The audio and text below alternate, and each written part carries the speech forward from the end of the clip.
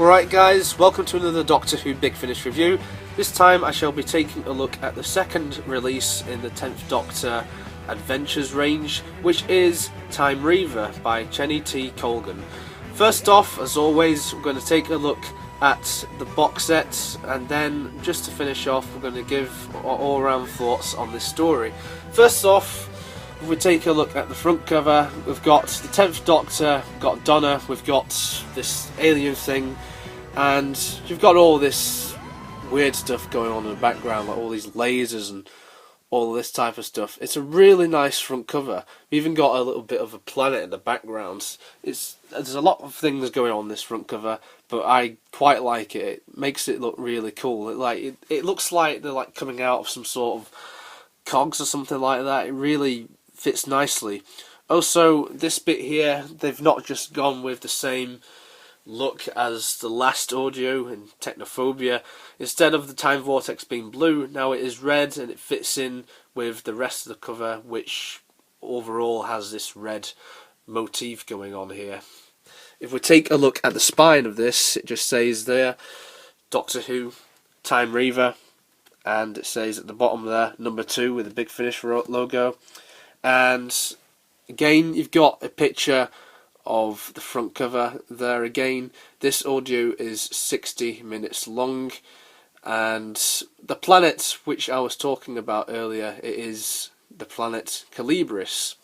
And there's your plot details, and there is your cast. Taking a look inside, you've got the alternate cover here, which I'll never ever use because I actually prefer the cover which we have on the front anyway.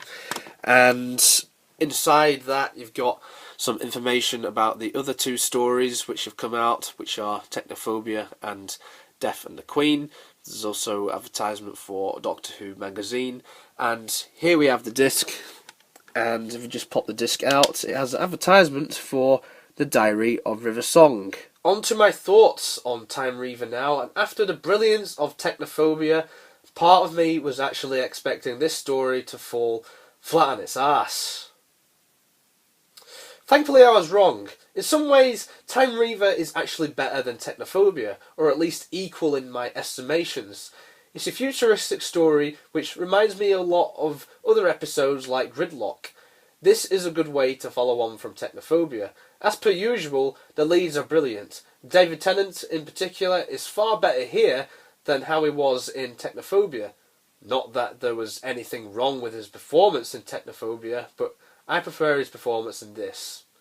Without going into too much detail, there is a part when something happens to the Doctor, and as a listener I actually feared for his safety, even though I know full well that nothing will happen because, well, we have another release after this in the form of Death and the Queen, and this is set during Series 4, so obviously some things happen after the events of this story. The villain, which is like this squid thing on the front cover, is known as Gully, and it is played by John Banks, or voiced by him at least, and I really like this baddie.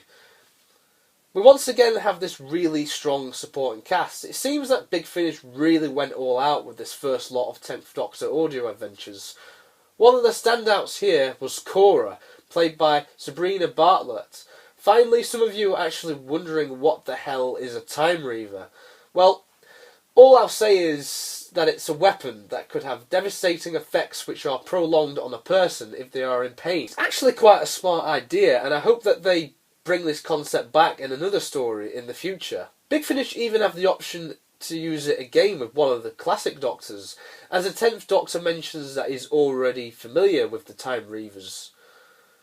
Things are all around looking really good with the 10th Doctor Adventures range. It ties in perfectly with Series 4. The story even suggests that there's something on Donna's back, obviously a reference to the Time Beetle from Turn Left. At the end of this story, the Doctor even mentions that he wants to visit a library. I think we all know what story he's referring to there. I love it when they do that. For the rating on this, I'm giving this a 9 out of 10. The story is much better than what I thought it was going to be. Join me next time in my next Big Finish review when I take a look at Death and the Queen. Stay awesome, and have a good day.